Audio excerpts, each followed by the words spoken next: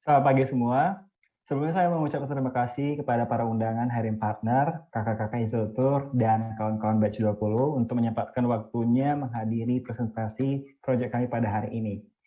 Saya akan memperkenalkan proyek kami pada hari ini yaitu aplikasi Butterin. Butterin ini adalah aplikasi untuk para komunitas Butterers. Untuk tujuannya adalah menukarkan barang yang mereka inginkan dari barang yang mereka sebelumnya kepada pengguna lain tanpa harus mereka membeli barang baru. Kenapa Butterin? Butterin ini adalah aplikasi tradisional atau aplikasi yang tujuannya adalah yang menyangkut kehidupan kita sehari-hari, yaitu kita menukarkan barang kepada orang lain atau menukarkan jasa kepada orang lain. Dan aplikasi ini juga memiliki teknologi yang sangat modern atau teknologi yang saat ini digunakan para developer agar untuk mempermudah penggunanya menggunakan aplikasi. Dan aplikasi ini juga simple digunakan dan sangat eco-friendly. Perkenalkan, nama saya Yusuf Simatupang. Background saya dari Civil Engineering. Peran saya di tim adalah sebagai full stack developer, khususnya bagian debugging server dan wiring client dari server. Perkenalkan, saya Slamet Haryo. Background saya naval arsitektur. Di sini saya berperan sebagai full stack developer, khususnya pada front end bagian mobile, dan juga styling bagian mobile, screen to screen, dan juga membantu untuk integrasi server lainnya. Perkenalkan, saya Bimo Adiansyah. Background saya adalah seni murni. Saya di sini berperan sebagai full stack developer, khususnya membuat klien web admin serta server dari web admin tersebut. Perkenalkan, nama saya Arya Widya Ditama. Background saya senior high school. Di sini saya berperan sebagai full stack developer, khususnya pada bagian backend, testing, GraphQL, dan wiring. Perkenalkan, nama saya Leonardus Glenn Gunawan. Background saya teknik industri.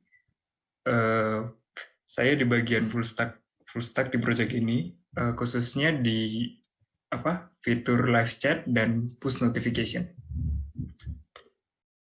Sebelum dijalankan, saya akan menjalankan tes terlebih dahulu. Tes menggunakan JES yang mencakup 18 endpoint pada aplikasi kita, termasuk untuk admin dan user.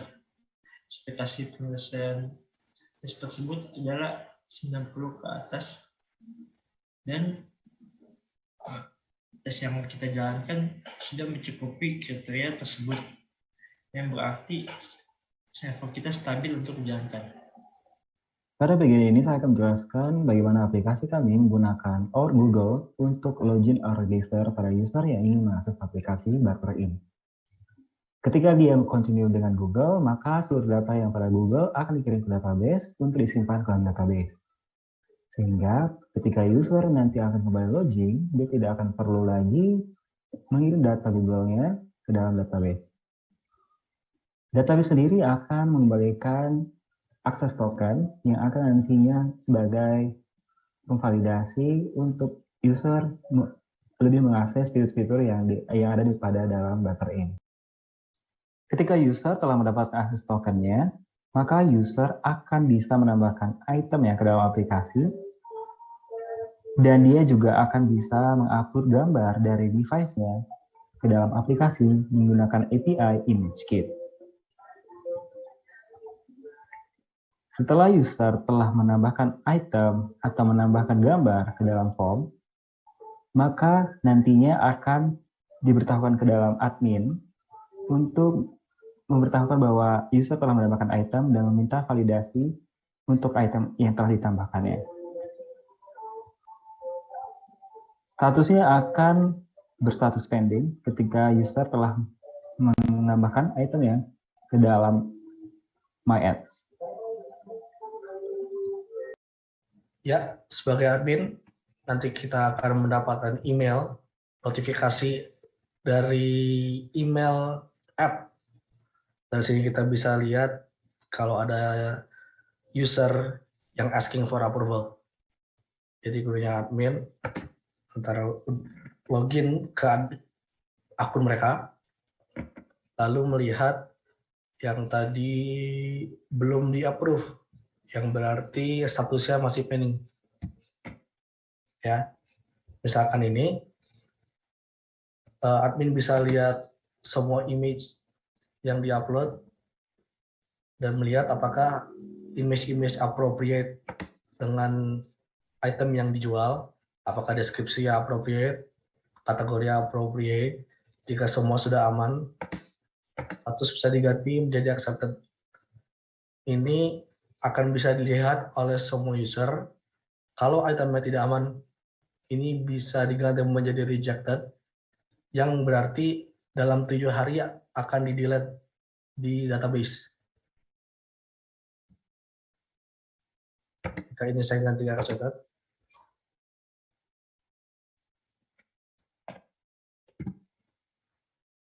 ya bisa dilihat nggak ada lagi karena ini masih di pending. Kalau kita ganti ke accepted, akan ada item tadi. Yap.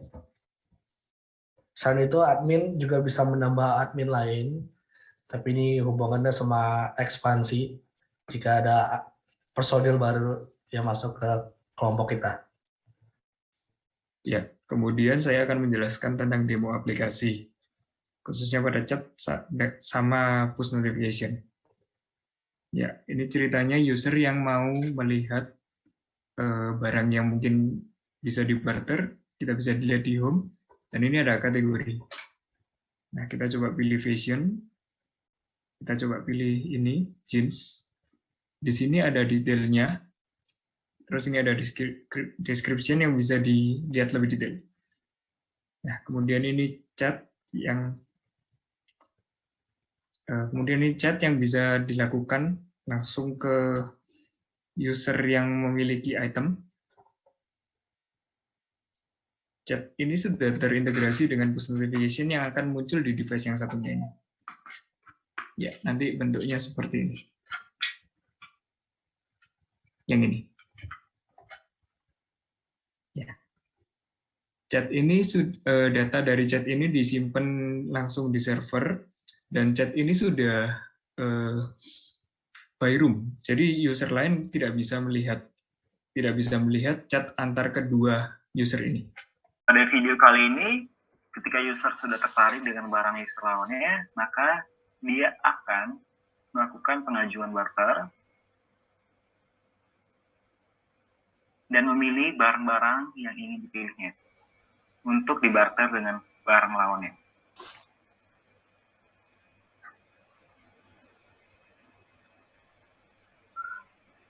Ketika dia sudah menambahkan barangnya dalam barang barternya, maka akan muncul di My Room Barter dan tinggal menunggu konfirmasi dari user lawannya.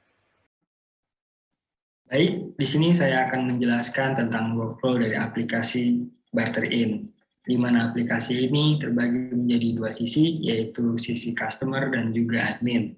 Sebagai contoh, bila mana customer ingin memposting sebuah barang ataupun item, data barang tersebut akan dikirimkan menuju API Gateway, yaitu GraphQL, lalu diteruskan menuju ke server pada Heroku, dan di Heroku tersebut atau server tersebut akan dikirimkan menuju database. Namun, data yang berupa image akan diupload menuju ImageKit Cloud, lalu ImageKit Cloud ini akan mengembalikan data tersebut menjadi sebuah URL dan diteruskan menuju ke bagian admin.